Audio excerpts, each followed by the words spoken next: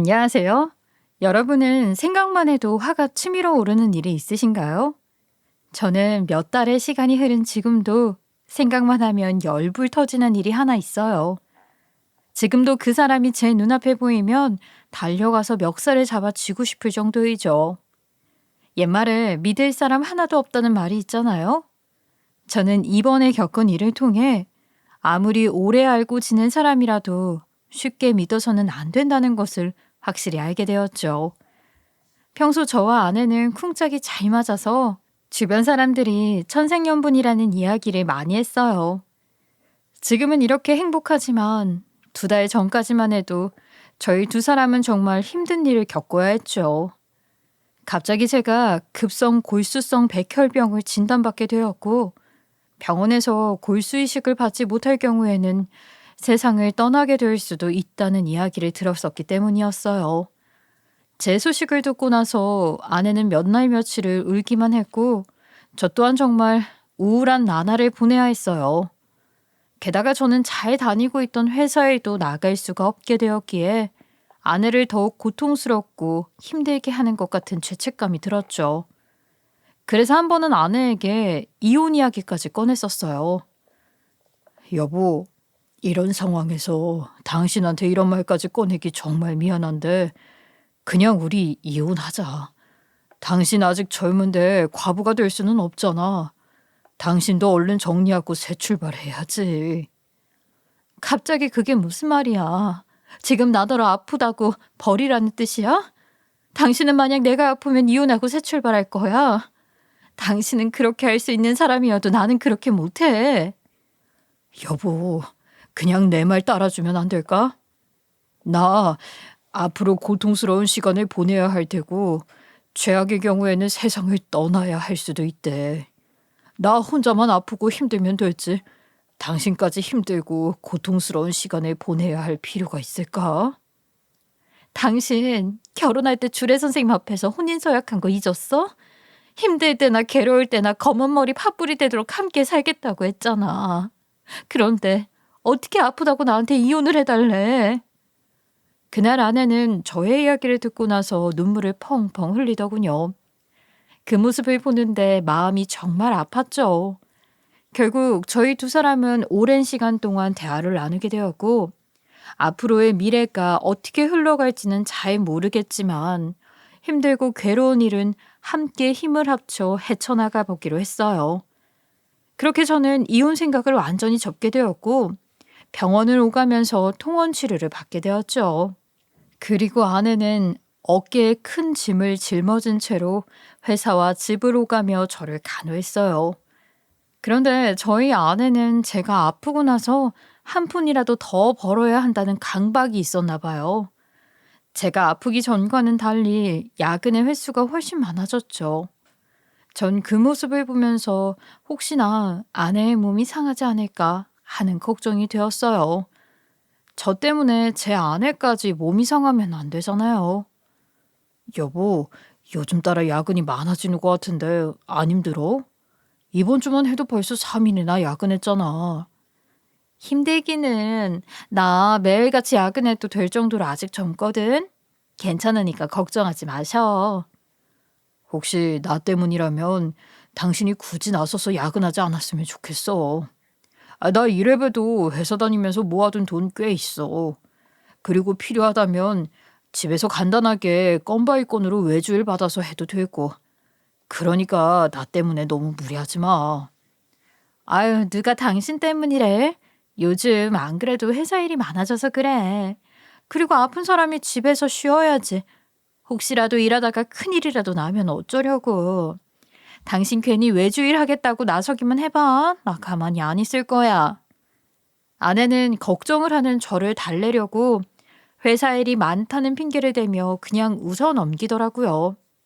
하지만 저는 아내가 겉으로 티는 안 냈어도 금전적인 이유로 나서서 야근을 하고 있는 것을 일찌감치 눈치챌 수 있었죠.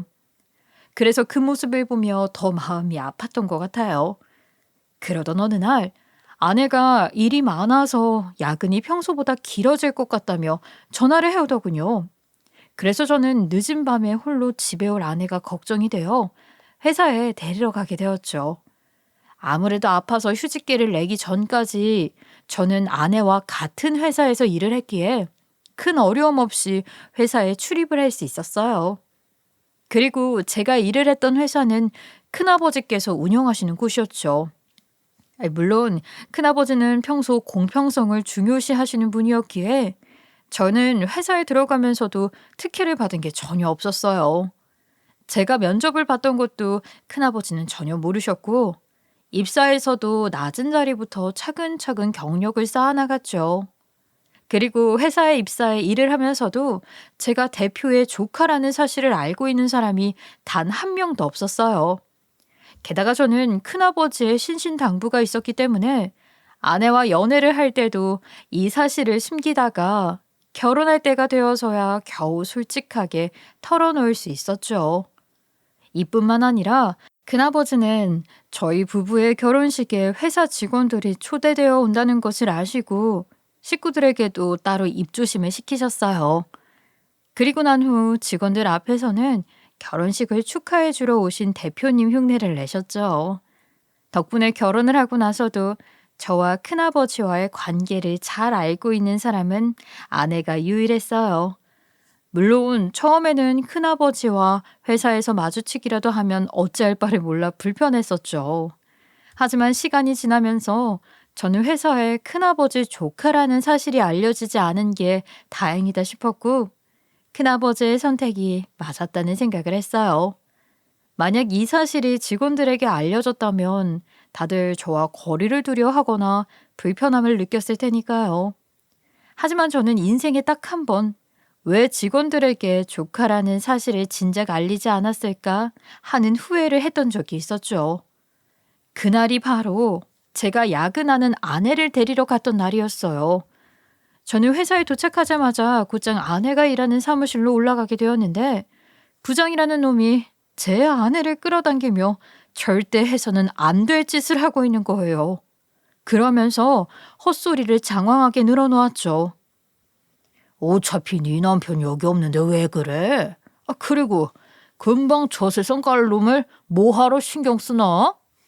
부장님, 저한테 대체 왜 그러세요? 제 남편이 있건 말건 저한테 이러시면 안 되죠. 얼른 이거 놓으세요. 네가 감히 나한테 대들어? 왜 사회생활을 그딴 식으로 하지? 여기서 살아남으려면 동아줄 잘 붙잡아야 하지 않겠어? 설마 승진하기 싫은 거야? 가만히 좀 있어봐. 부장님도 잘 아시겠지만 저한테는 남편이 있으니까 이러지 마시라고요. 어떻게 친한 후배 아내한테 이런 짓을 하시는 거예요? 제 아내는 몸을 덜덜 떨면서 겨우 부장을 뿌리쳤어요. 그리고는 떨리는 목소리로 부장에게 떨어지라면서 확실히 거절의 표시를 했죠. 하지만 부장은 제 아내의 이야기를 귓등으로도 듣지 않더라고요. 게다가 포기할 생각이 전혀 없는 것인지 오히려 제 아내를 자신 쪽으로 다시 끌어당기면서 겁까지 주는 거예요. 그래도 내가 상사인데 너 나한테 이렇게 밉보이면 안 되지. 네 인사고과 나한테 달려있는 거 모르나? 앞으로 네 남편 병원비 한두 푼 아닐 텐데 내가 어떻게 나올 줄 알고 이래. 너 정말 감당 가능하겠어? 부장님, 무슨 말씀을 하시는 거예요? 설마 지금 인사고과를 빌미로 저에게 겁을 주시는 건가요? 겁을 주다니. 난 이 대리한테 현실을 알려주는 거야, 현실을. 언제까지 만년 대리만 할 거야? 나한테 잘 보여야 과정으로 승진도 하고 네 남편 병원비도 감당하지. 돈 필요하면 내가 좀 도와줄 수도 있으니까 그거 잘 생각하라고. 부장은 본인이 동아줄이니 말을 잘 들어야 한다면서 제 아내를 더 가까이 끌어당겼어요. 제 아내는 갑작스러운 일에 당황했는지 아예 오열을 하면서 부장을 한 번 더 뿌리쳤죠. 저는 부장의 몹쓸 행동에 머리끝까지 화가 났어요. 왜냐하면 부장은 이미 아내와 딸 둘을 두고 있는 유부남이었고 저와는 또 학교 선후배로 오랜 기간 알고 지낸 친한 사이였기 때문이었죠. 그래서 저는 곧장 사무실 문을 벌컥 열고 들어가 제 아내 앞을 막아서며 부장에게 이게 무슨 짓이냐고 난리를 쳤어요. 지금 내 아내한테 뭐 하는 짓이야? 싫다고 하는데 왜 자꾸 들러붙는 거냐고. 회사에 이 사실 알리기 전에 당장 무릎 꿇고 사과해. 아, 네가 여기까지 웬일이냐? 대체 누구 허락받고 들어오는 거야? 어? 너 이제 여기 들어올 자격 없지 않냐? 아, 대체 경비는 월급 받아 처먹으면서 이런 사람 하나 못 맞고 뭐 하고 있는 거야? 이렇게 외부인이 회사에 마음대로 들어오게 하면 어쩌자는 거냐고. 왜 애꿎은 경비원을 들먹거리지? 괜히 말 돌리지 말고 어디 변명이라도 한번 해봐. 아님 당신이 한 짓거리에 대한 사과라도 하시던가. 내가 이 모습을 목격한 이상 가만히 못 넘어가니까 뭐라도 하는 게 좋을 거야? 놀고 있네. 비약한 몸뚱아리가 되어서 뭘 할 수 있는데? 곧 저 세상 가야 할 텐데 가만히 집에 누워서 요양이나 하시지 그래? 아님, 네 아내 고생 좀 덜하게 호스피스에 들어가서 얌전히 지내시던가. 아픈 몸으로 여자 붙잡고 있는 것도 보기 안 좋다. 부장은 남편인 제가 나타났음에도 불구하고 죄책감이 전혀 없는 것인지 눈 하나 깜빡하지 않고 비아냥거리기 시작했죠. 마음 같아서는 눈이 돌아가 멱살이라도 붙잡고 싶었지만 아내 앞에서 안 좋은 꼴을 보여주고 싶지는 않더라고요. 게다가 저는 부장한테 난리치고 가면 끝이겠지만 제 아내는 계속 회사에 나가야 하는 상황이잖아요. 안 그래도 어쩔 줄 몰라 하고 있는데 무작정 달려들어서 아내에게 더 힘든 상황을 만들어주고 싶지는 않았어요. 그래서 저는 일단 사무실에서 아내를 데리고 나와 집으로 가게 되었죠. 착한 아내는 부장과의 일이 있고 나서 혹시라도 제가 상처를 받았을까봐 신경이 쓰였나 봐요. 집에 도착하자마자 본인이 잘못한 게 없음에도 연신 사과를 하기 바쁘더군요. 여보, 안 좋은 꼴을 보여서 너무 미안해. 당신 몸도 안 좋은데 나 때문에 괜히 스트레스 받는 거 아니지? 아까 오늘은 야근 안 하면 안 되냐고 물을 때 그렇게 할 걸. 정말 미안해. 당신이 잘못한 게 없는데 왜 미안하다고 사과를 해? 사과를 하려면 부장 그놈이 해야지. 난 괜찮으니까 신경 쓰지 마. 병원에서 당신 스트레스 받으면 안 된다고 했는데 부장이 나한테 했던 말은 마음에 담아두지 마. 알겠지? 나는 정말 괜찮으니까 당신이야말로 나 때문에 마음 안 써도 돼. 대신 이것 하나만 약속해줘. 부장이 오늘 일로 트집 잡아서 힘들게 하면 나한테 꼭 얘기해줘야 돼. 알겠지? 아내는 저의 이야기에 알겠다고 대답을 하면서 안도의 눈물을 훔치기 시작했죠.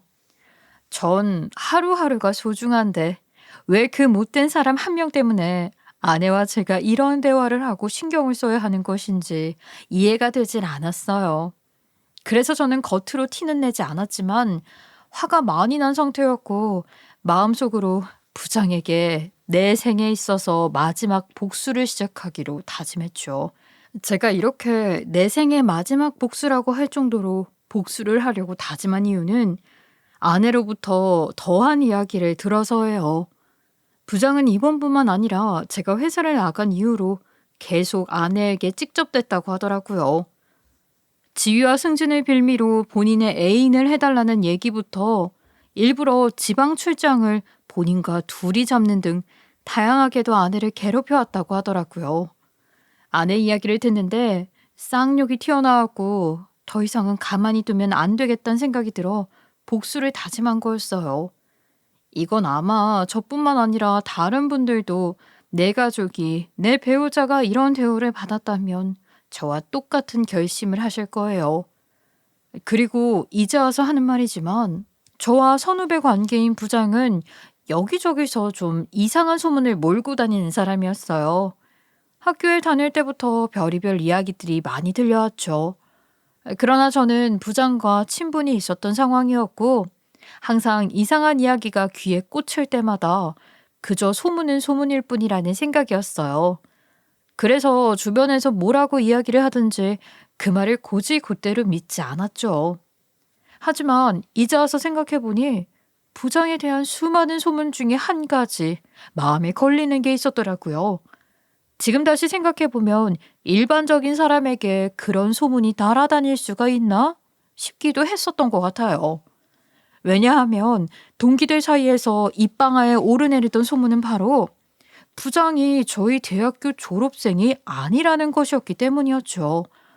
그때 당시에는 부장도 별로 신경을 쓰지 않았고 저 또한 확인되지 않은 이야기였기 때문에 대놓고 물어보기가 그래서 그냥 모르는 척을 했었어요. 게다가 부장이 매일같이 학교에 오고 심지어는 동아리를 같이 했기 때문에 그냥 떠드는 헛소문이라고 생각할 수밖에 없었던 거죠. 그런데 이번 일을 계기로 다시 생각해 보니까 수상한 것들 투성이더라고요. 게다가 제가 회사를 다닐 때도 그렇고 휴직기를 낸 상황에서 제 아내에게 하는 짓거리도 그렇고 부장의 평소 행실을 보면 그다지 올바르지 못했거든요.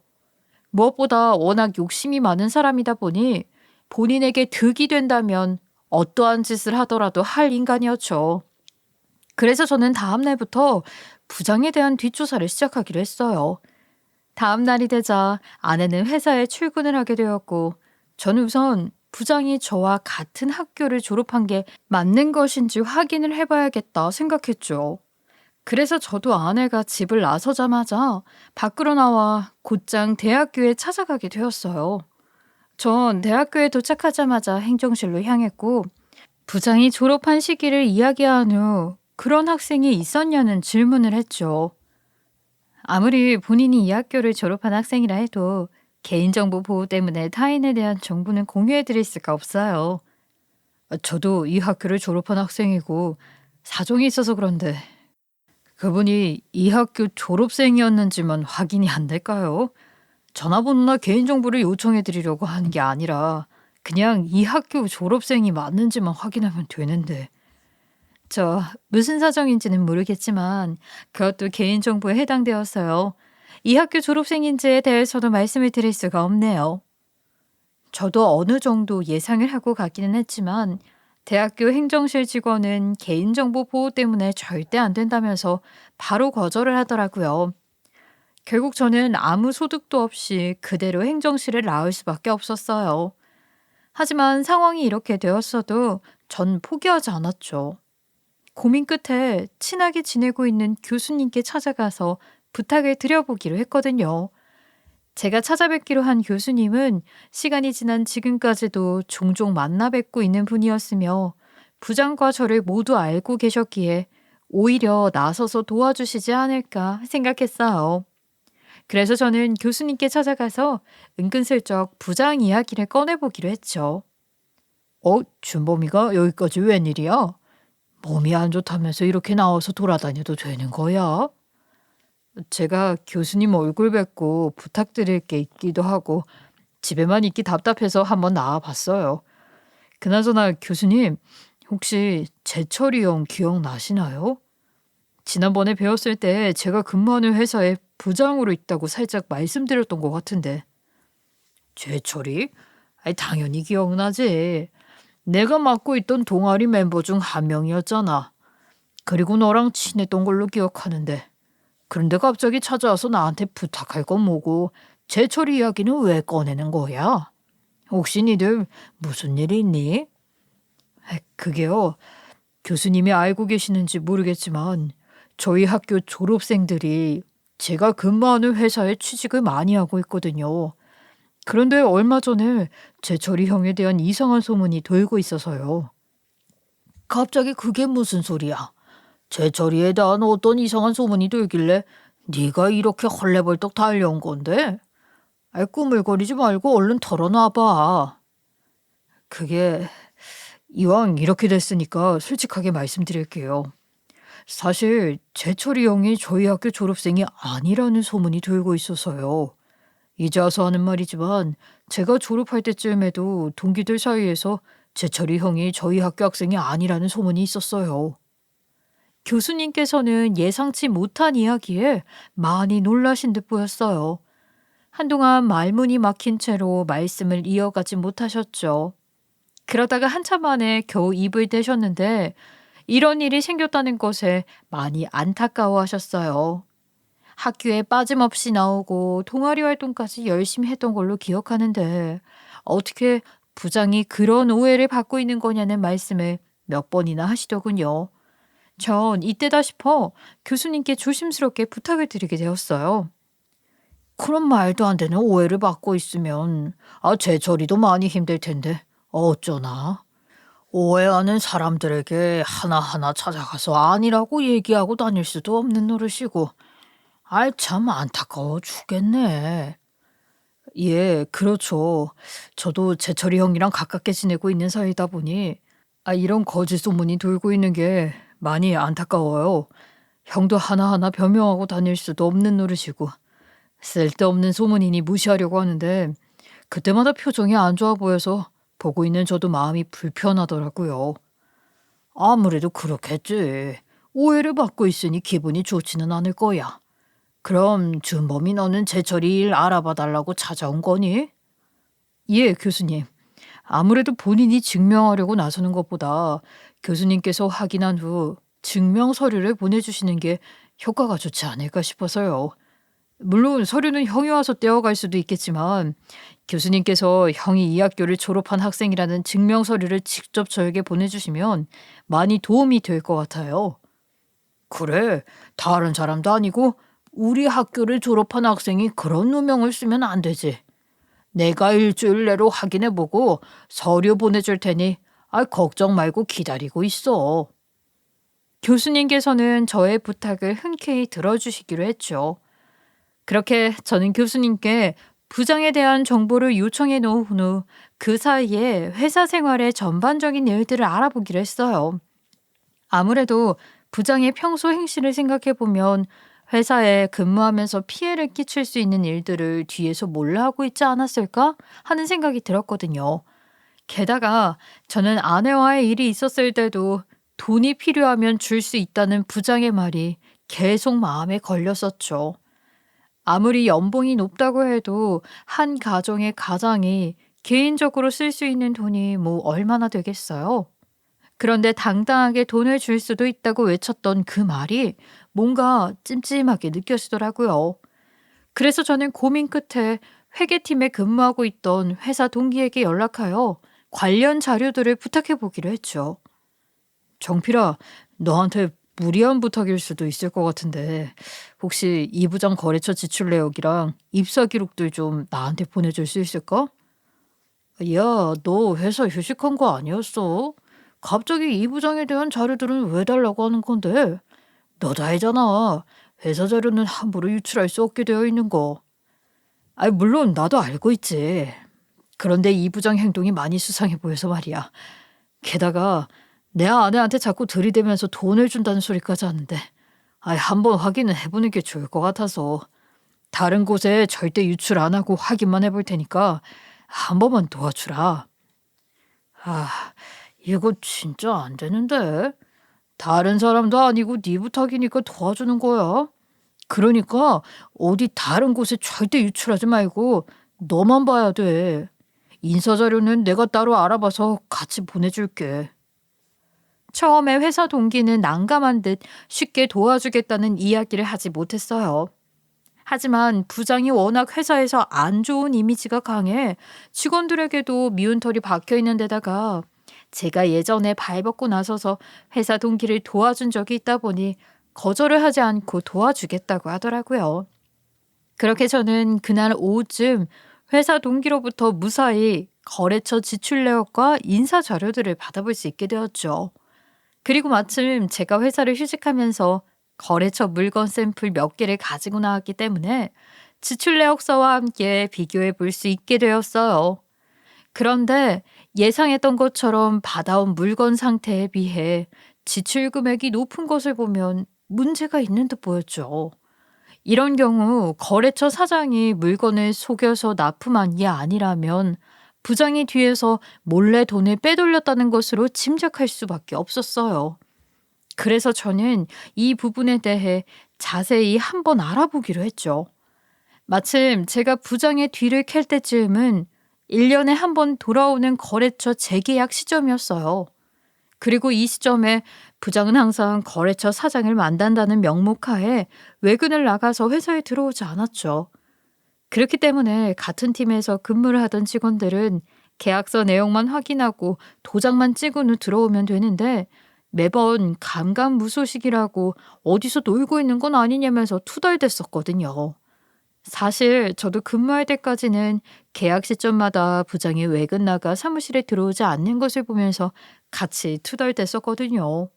하지만 이때 당시에는 시기적으로나 상황적으로나 좋아서 하늘이 주신 기회라고 생각했죠. 그래서 저는 다음 날부터 주변에 살고 있던 친구와 며칠 동안 차를 바꿔 타고 다니면서 부장을 감시하기로 했어요. 전 매일 아침 회사 주차장으로 가서 부장의 차가 보이는 곳에 주차를 해놓은 후 잠복을 하기 시작했죠. 다행인지 불행인지 빌린 친구의 차는 썬팅이 잘 되어 있었고 밖에서는 자세히 들여다보지 않는 이상 안에 사람이 타고 있는지 확인할 수가 없는 상태였어요. 덕분에 저는 누구에게도 들키지 않고 편하게 잠복을 할 수 있었죠. 그렇게 잠복을 한 지 약 이틀이라는 시간이 지나게 되었어요. 부장은 드디어 업무 중간에 서류 봉투를 들고서 주차장에 내려왔고 누군가가 전화를 하더니 급히 차를 끌고 나가기 시작했어요. 그래서 전 부장이 나간 후 곧장 뒤를 쫓아가게 되었어요. 그리고 약 30분 정도 회사와 떨어져 있는 곳에 위치하고 있는 고급 식당에 도착한 모습을 보게 되었죠. 역시나 주차장에 차를 세워놓고 지켜보니까 예상했던 대로 부장은 누군가를 반갑게 맞이하더니 식당 안으로 들어가더라고요. 부장이 반갑게 맞이한 사람은 저희 회사에 물건을 대주는 거래처 업체의 사장이었어요. 회사에 몇 번 찾아온 적이 있었기에 거래처 사장 얼굴을 똑똑히 기억하고 있었죠. 전 아무리 계약 관련 일이라지만 거래처 직원도 아니고 거래처 사장을 부장이 따로 만난다는 게 수상해 보이더라고요. 그래서 저는 그들이 식당에 들어간 후 거의 곧바로 뒤따라 들어가게 되었고 두 사람이 룸으로 안내받아 들어가는 모습을 보게 되었어요. 그래서 저는 사장님께 부탁을 드려 두 사람 옆방으로 배정해달라고 요청하게 되었죠. 그렇게 저는 무사히 두 사람 옆방으로 배정을 받아 들어가게 되었고 간단하게 음식을 주문한 후 그들이 하는 대화를 엿듣게 되었어요.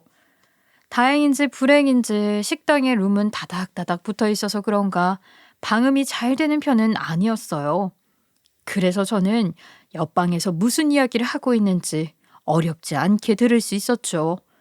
그런데 자세히 두 사람의 이야기를 들어보니까 아주 기가 막혀서 웃음이 나오더라고요.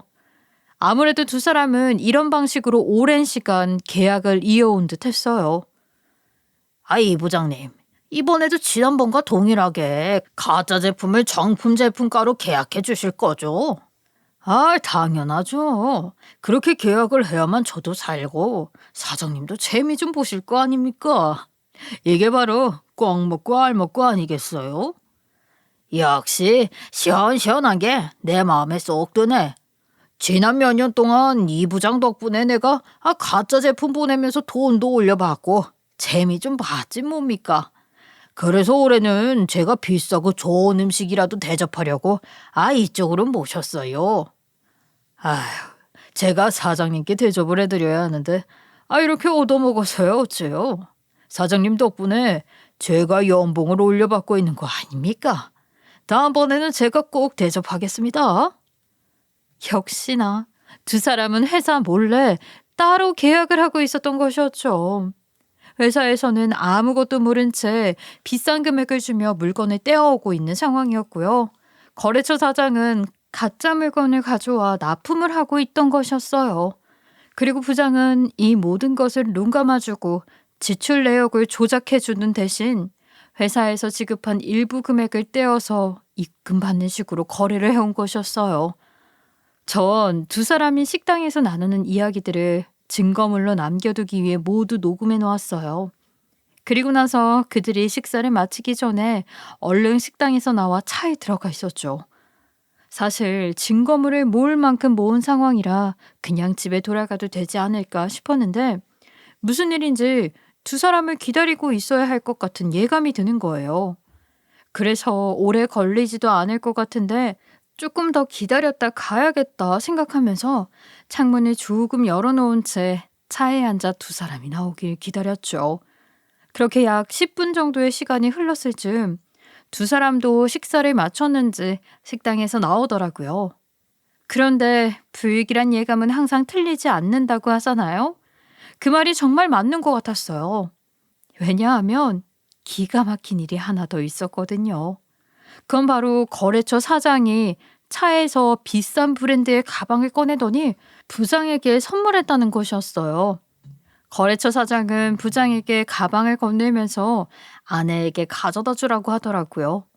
부장은 거래처 사장이 건네는 가방을 받으면서 한박 웃음을 짓더니 매번 아내 선물까지 챙겨줘서 고맙다는 식으로 이야기를 했죠. 상황을 보니까 그런 식으로 한두 번 받아먹은 게 아닌 것 같았어요.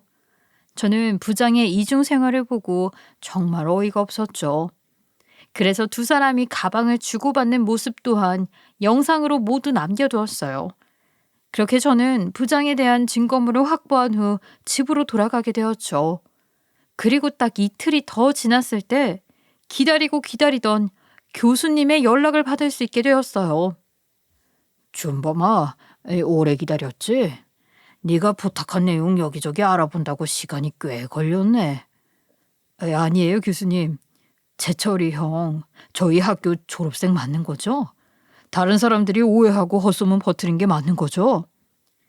아휴, 이걸 어떻게 이야기해줘야 할지. 아무래도 네 동기들이 했던 이야기가 맞는 것 같다.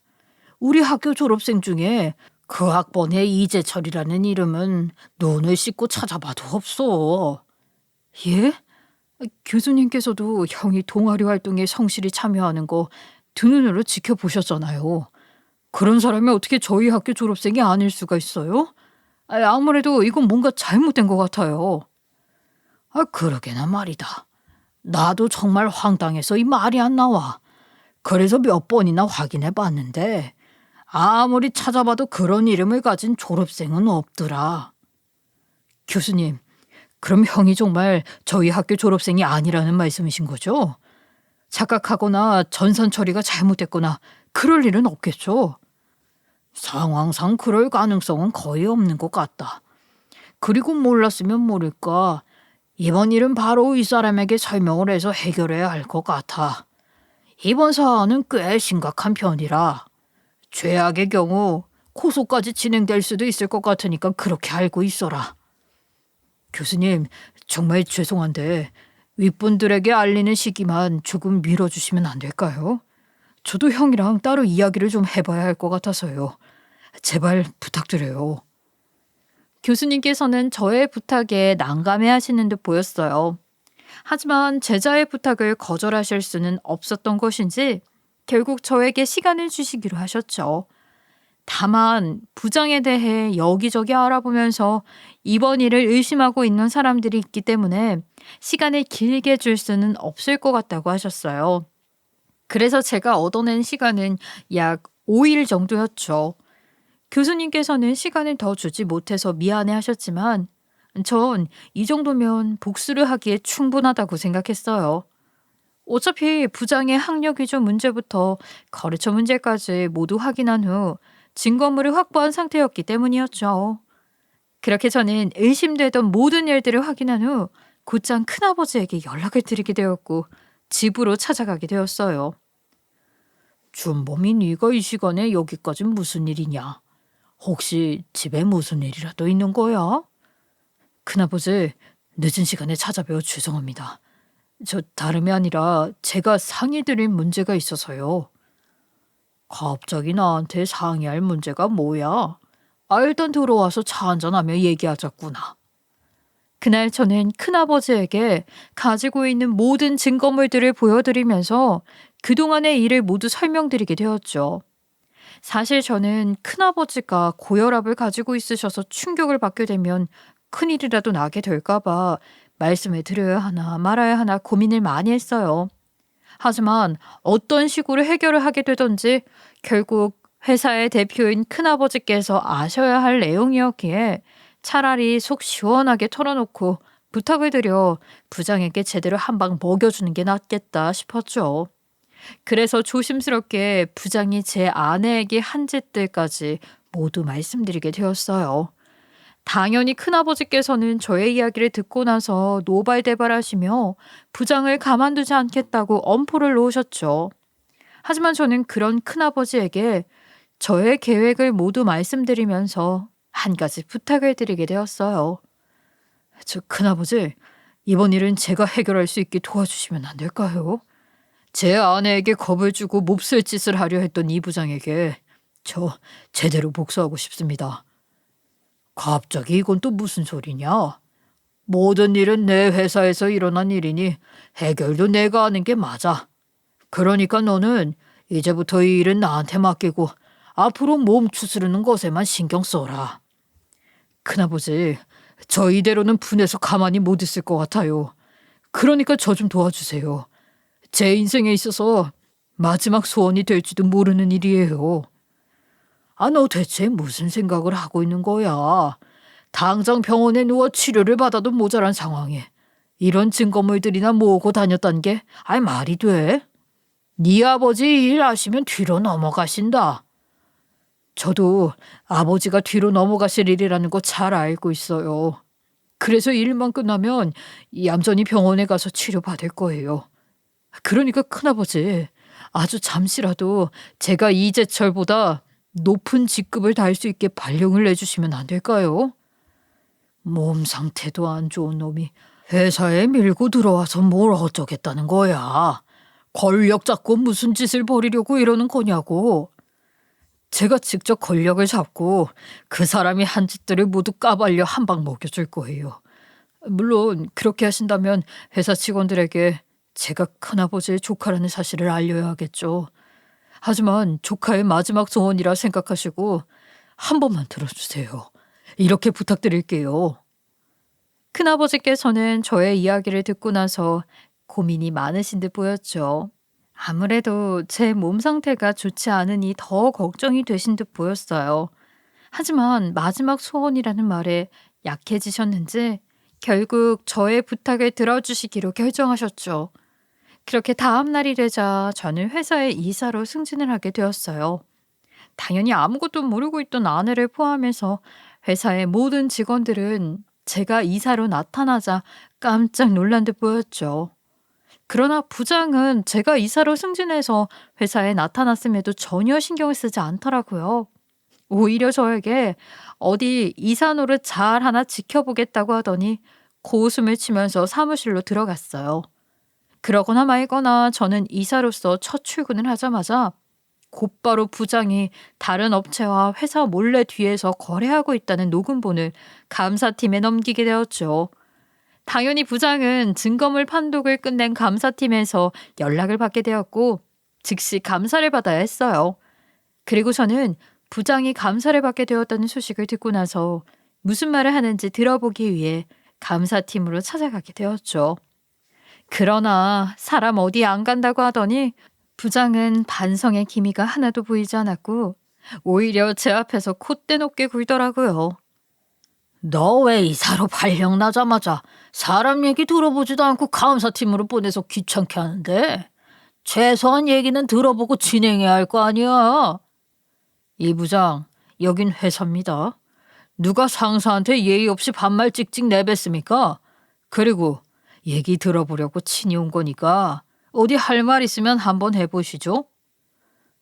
준범아, 우리 사이에 이러는 건 아니지. 나도 회사가 잘 됐으면 하는 마음에서 한 짓이야. 네가 뭔가 오해를 하고 있는 거라고. 그러니까 그 오해라는 것 좀 한번 들어보자고요. 대체 왜 회사를 배신하고 뒤에서 돈을 빼먹은 것인지. 기회 줄 테니까 입이 있으면 어디 한번 얘기해 보시라고요.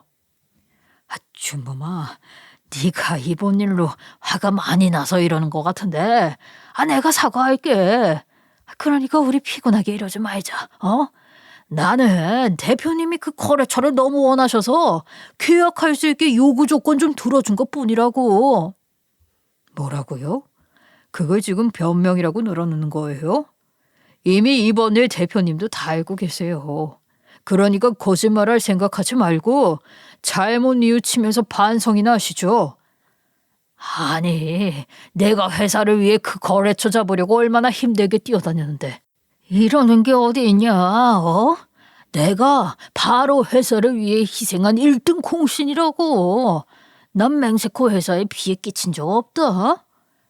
자꾸 말도 안 되는 이야기 늘어놓으면서 요리조리 빠져나가려고 수쓰는데 이 부장 말이 사실인지는 감사 진행해보면 다 나올 테니 기다려보시죠. 아 참, 그리고 이번 거래처 일이 끝날 거라고 생각하면 오산입니다. 나중에 싹싹 빌어도 소용없으니까 마음 단단히 먹는 게 좋을 거예요.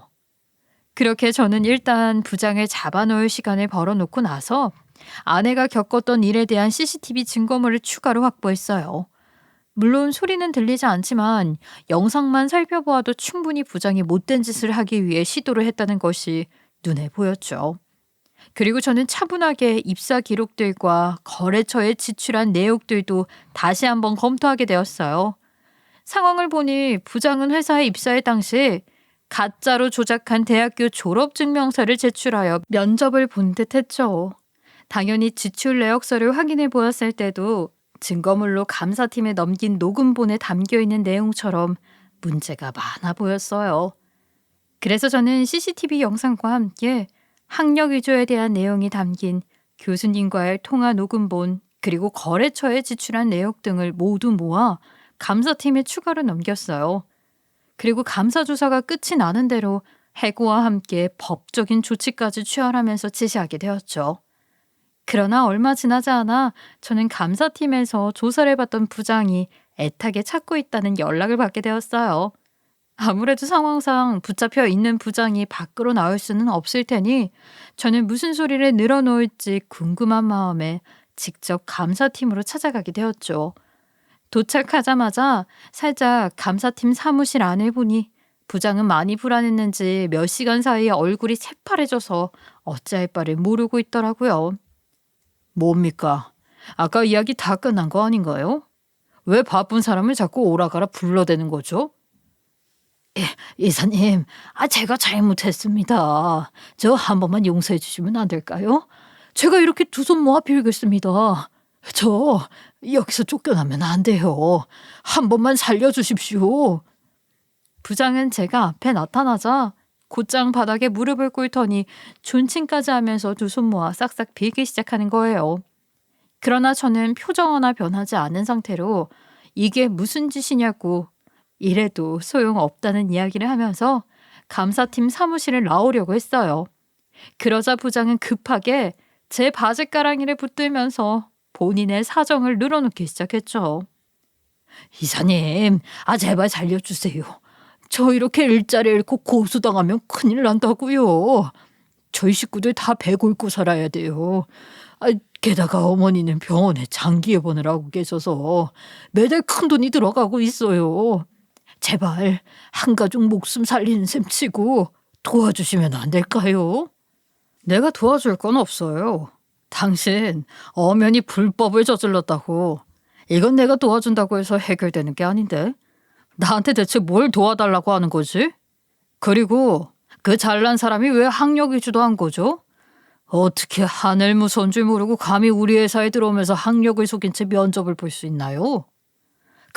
그건 잘못했습니다, 이사님. 학창 시절에 집이 너무 가난해서 학교를 가고 싶어도 갈 수가 없었어요. 그런데 성공에 대한 욕심이 너무 커서 가짜로 좋은 대학교 대학생인 척 다녔던 거예요. 부장은 학력 위주 이야기가 나오자 몸을 벌벌 떨면서 자신의 사정을 모두 털어놓았어요. 이게 어떻게 된 건가 했더니 부장의 집안은 너무 가난해서 대학교까지 보내줄 여력이 되지 않았다고 하더라고요. 그러나 부장은 성공에 대한 욕심이 너무 컸고 그래서 집안 도움을 받아 학교를 갈 수 없으면 가짜로 입학해서라도 다녀야겠다 생각했대요. 대신 요즘 흔히 이야기하는 아웃사이더, 즉 모든 것을 홀로 해결하는 사람처럼 지냈기 때문에 같은 학년에 친한 사람이 단 한 명도 없었다고 했죠. 그렇기에 항상 눈에 띄지 않는 자리에 앉아 수업을 듣고 과제는 제출하지 않았으며 시험 때는 일부러 이름칸을 비워서 무효 처리가 될 수 있도록 하는 치밀함으로 들키지 않고 몰래 학교를 다닐 수 있었다고 하더라고요. 게다가 그 시절에는 호명을 통해 출석 체크를 했기 때문에 본인 이름이 불리지 않더라도 의심하는 사람이 전혀 없었다고 했어요. 그래도 부장은 무슨 돌발 상황이 생겨날지 모르니 가짜 학생증을 만들어서 학교를 다녔다고 했죠. 그래서 동아리도 가입할 수 있었다고 했어요. 아무래도 동아리는 학점 위주의 활동이 아니었고 본인이 가입한 동아리는 사람 많은 스포츠 분야였기 때문에 간단하게 가짜 학생증만 살짝 보여줘도 문제없이 가입이 가능했다고 했죠. 그렇게 부장은 저와 같은 동아리에 가입을 하여 활동을 하다가 4학년에 맞추어서 학교를 졸업했던 척을 한 것이었어요.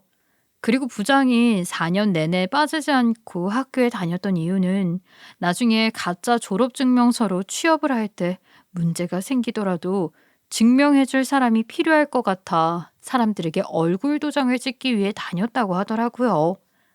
아무리 홀로 다녔다 해도 사람들과 매일 얼굴을 마주치는 것과 가끔 한두 번 보는 것은 차이가 있으니까요.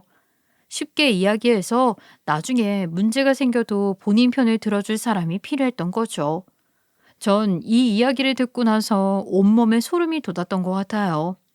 부장은 울며불며 저에게 모든 것을 털어놓았고 제 아내에게 한 짓을 깊이 반성하고 있다면서 한 번만 용서해달라고 했죠. 그러면서 제가 큰아버지 조카인 줄 알았다면 절대 그런 짓은 하지 않았을 거라고 했어요.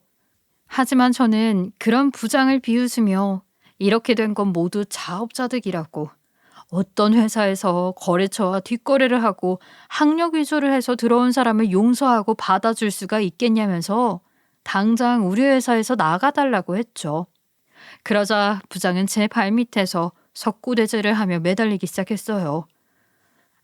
이사님, 제가 이렇게 빌겠습니다. 한 번만 용서해 주시고 눈 감아 주시면 제가 이 회사에 뼈를 묻을게요.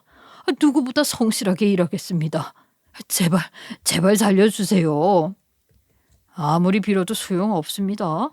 그리고 1분이라도 일찍 나가는 게 좋을걸요.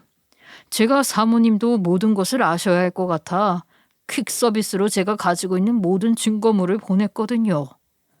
저는 사모님에게 퀵 서비스를 보냈다는 말을 끝으로 웃으면서 감사팀을 나오게 되었죠. 실제로 저는 감사팀에 찾아가기 전에 부장이 제 아내에게 했던 짓이 담겨있는 CCTV 영상과 학력 위조에 대한 증거물을 퀵으로 발송했던 상태였어요. 사모님도 부장의 진짜 모습을 알아야 할 것 같았거든요. 그러자 부장은 제 이야기를 듣고 깜짝 놀랐는지 급하게 일어서서 불이 나게 회사를 뛰쳐나가더군요. 그렇게 부장은 결국 회사에서 쫓겨나게 되었고 고소까지 당하게 되었어요. 이뿐만 아니라 대학교에도 학력 위조를 했다는 사실이 알려지게 되면서 추가 고소를 당하게 되었다고 했죠. 그래서인지 지금 부장은 정신없이 재판 준비를 하고 있는 듯해요. 게다가 제가 듣기로는 사모님에게 이혼까지 당하고 자식들에게는 손절을 당했다고 하더라고요. 뭐 이렇게 된 건 당연한 결과 아니겠어요? 아무리 가족이라고 해도 학력 위조와 거래처 문제로 소송을 당한 것도 모자라 제 아내에게 치근덕대며 하지 말아야 할 몹쓸 짓을 한 쓰레기 같은 사람을 쉽게 이해할 수는 없겠죠. 그렇게 저는 부장에게 시원한 복수를 해주고 나서 일상으로 다시 돌아올 수 있었어요. 그리고 지금은 얌전히 통원 치료를 받으면서 골수 이식해줄 사람을 기다리고 있죠. 제 착한 아내는 물심양면으로 병간호를 해주고 있으며 가장으로서의 역할까지 충실히 해주고 있고요. 사실 한동안 부장에게 복수한다고 모든 것을 미뤄두고 있어서 상태가 나빠졌을까 하는 걱정이 있었는데 다행히 하늘이 도와주는지 주기적으로 받는 검사 결과를 확인해 보니까 상태가 나빠졌다는 이야기는 없더라고요. 그래서 저와 아내는 희망을 가지고 앞으로 좋은 소식이 들려오기를 기다려보기로 했죠. 그리고 저는 하루빨리 나아서 못난 남편 때문에 많은 고생을 하고 있는 제 아내와 아이들을 행복하게 해주고 싶다는 마음뿐이네요. 앞으로 제 인생이 어떻게 될지는 모르겠지만 만약 제가 골수이식을 받아 새 인생을 얻을 수 있게 된다면 최소한 부장처럼 살지 않아야겠다는 생각이 듭니다. 모두들 제 사연 마지막까지 들어주셔서 감사하고요. 날씨가 많이 더운데 건강 조심하시길 바랍니다. 감사합니다.